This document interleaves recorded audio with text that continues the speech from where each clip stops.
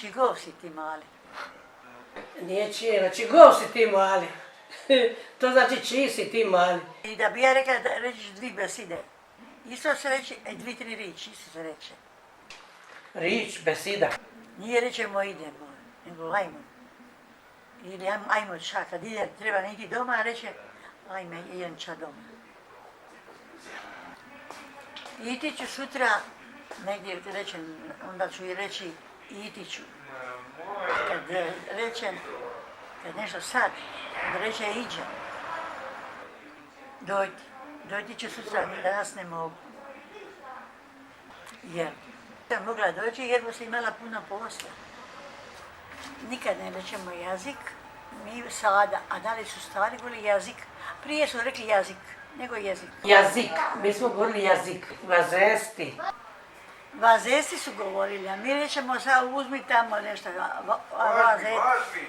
Vazmi tamo, je pa jezora, ne sjetim se da su naši stari rekli vazmi.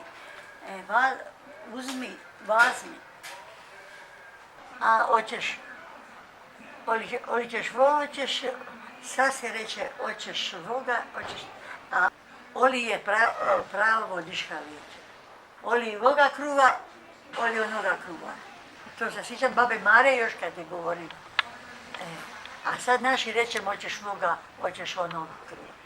A oni bi su rekli oli voga ili onoga. Vajk, ne vavik. Vajk. Vajk smo rekli, vajk. Tote, kad rečem tote, tamo tote ćeš naći, tote. Kad nešto treba da nekomu reče, ide tote, eto tote ti. Uskoro.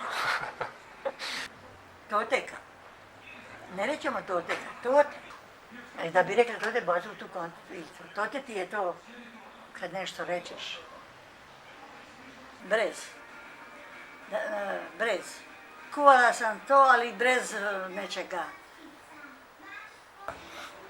A česa? Česa si sve stavila? Je, česa si stavila. Onda ona reče, stavila sam to i to, to i to. Česa si sve stavila unutra, kad je ovako lipo.